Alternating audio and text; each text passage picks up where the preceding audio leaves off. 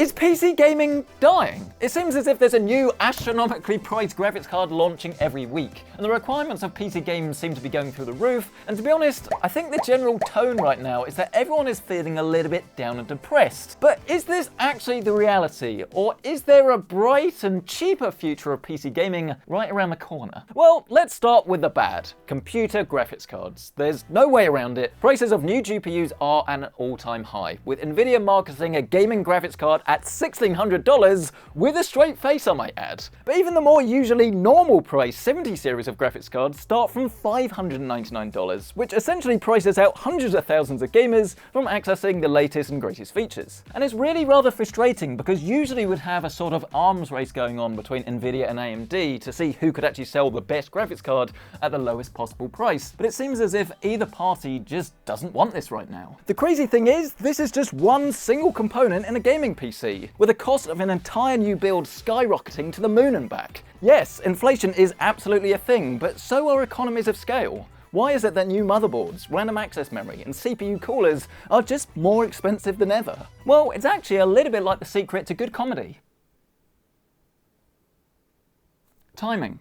You see, we've just gone through a huge shift in the PC gaming landscape, and essentially everything has all evolved all at once. Both AMD and Intel have adopted DDR5 memory, support for PCI Generation 5, and newer, and in Intel's case, more power-hungry processors, so you almost get this triple hit of having to pay for the development, implementation, and the physical products themselves of this new platform. So rather than buying a new CPU, board, or RAM, suddenly you need to buy the lot. And obviously there is a solution to this problem. It's to actually opt out, not buy it in the first place, maybe get something on the used marketplace, but this obviously comes with its own problems of limited or no warranties, and potentially limited upgradability, especially with CPUs or motherboards. It's not even just the expense of it all either. The games themselves seem to be less original than ever. Think of all the remakes we're getting right now. As good as they may well be, there's a distinct lack of huge new IP out there, to the point where I actively have to think about games that are coming out, let alone ones I'm actively excited for. To be fair, indie development is arguably stronger than ever, but I miss the days of too many games to choose from, not COD 234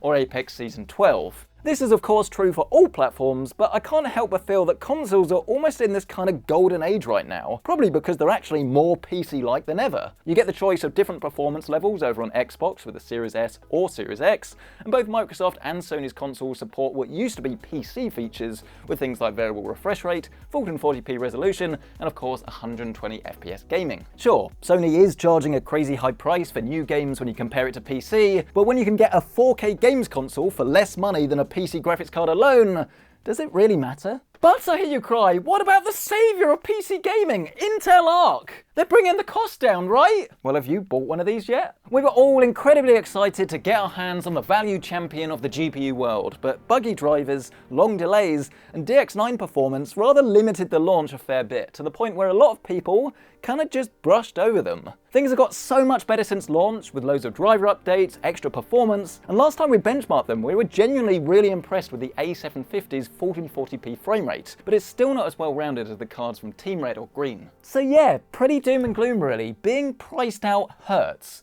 Picking up a brand new graphics card for $600 and knowing you're not getting anywhere close to top-end performance is something that a lot of us aren't used to, and it kind of makes you want to give up, right? But what if I told you things were about to change, and that actually PC gaming is in a lot better spot than you might think? You'd probably be quite interested, wouldn't you? Well, let me explain everything right after a short word from this video's sponsor. Creating videos isn't actually as easy as it seems, and genuinely one of the hardest things about it is actually finding the soundtrack that can properly match the mood and theme of whatever it is you're trying to make, and then actually having the rights to use that in your content. Epidemic Sound is the creator's go-to resource for restriction-free music and sound effects, with affordable plans, clear and simple licensing, and a huge library of 40,000 audio tracks and 90,000 sound effects. Unlike built-in libraries, Epidemic Sound lets you find unique soundtracks tracks for your content that can be published and monetized across all online platforms, saving you time and keeping your creative vision intact. And I personally love the fact that you can download the tracks and either use it as is or actually separate it into different stems. So if you just like the background of one particular track, you can use that without the vocals sort of cluttering up your piece. There are different plans available depending on your size and structure, so you can save money regardless of whether you're a freelancer, small company, or full-blown enterprise. I'm on the commercial plan, which lets me use the music and ad reads like this, as well as content created for any third-party clients. All you need to do to get a free 30-day free trial is just hit the link down in the description below. And best of all, everything you use within that trial period is protected, even if you decide to cancel.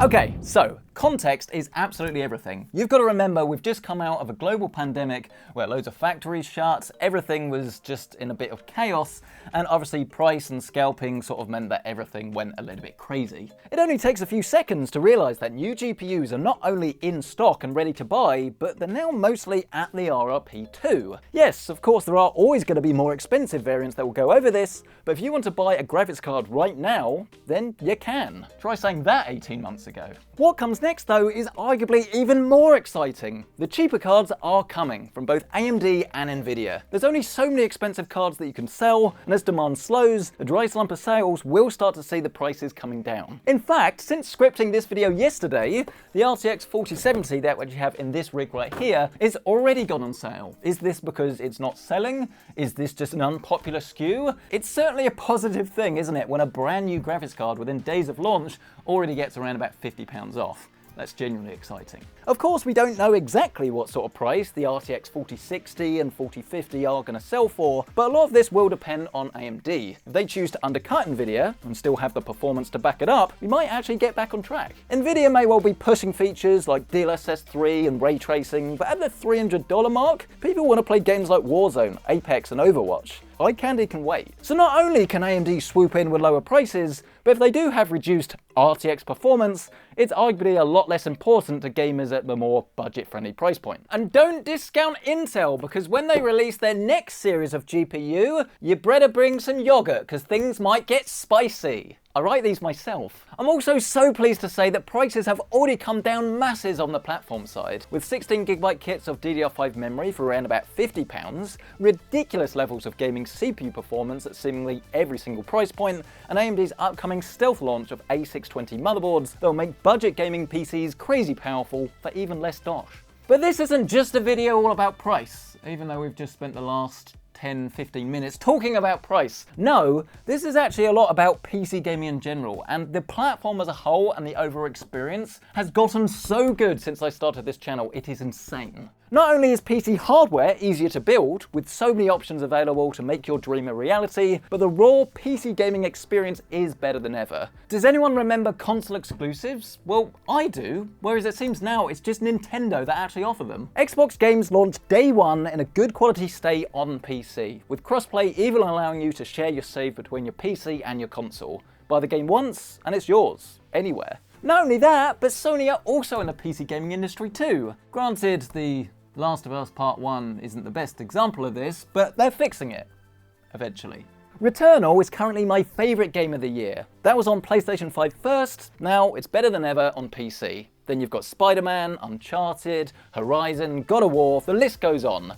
Absolute yay for PC gaming. My personal favourite thing of all though absolutely has to be crossplay, not only for the games themselves, but also thanks to Discord you can communicate with all of your friends over on consoles without having to worry about being the odd one out and I guess being a bit sad and lonely. We also get most of the subscription services that enable cheaper gaming, with things like Microsoft Game Pass for PC, EA Play, Ubisoft, etc, in addition to all of the sales, free Epic games, and of course the free-to-play games themselves. PC screens and monitors have also got so much better over the last few years, with so many choices available. 1080p, 120Hz panels barely cost over £100, whilst ultra-wides, crazy high refresh rate screens, and of course the ultimate OLED HDR behemoths are all there, waiting for their proud owner to pick them up. Play your way on the hardware that suits you the best. We also get backwards compatibility spanning decades, easier modding thanks to baked-in tools, and a more understanding level of PC gaming development, with PC versions of games generally launching to a high standard,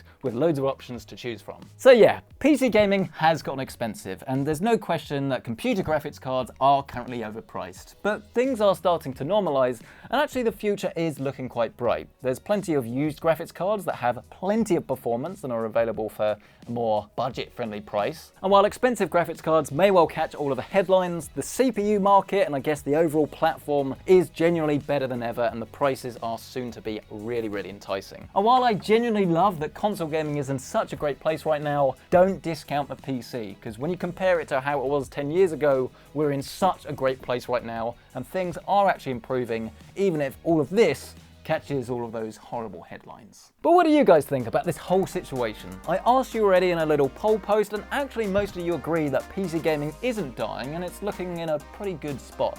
But let me know down in the comment section below if you have any extra thoughts to add. And of course, if you do want to check out current pricing on anything featured in this rig, you can find it linked down below with my Amazon affiliate links. But absolutely smash this like button, get yourself subscribed, and I'll catch you in the next one. Oh, PC Centric mouse mat, now shipping. Buy one, link is down below. You'll love it.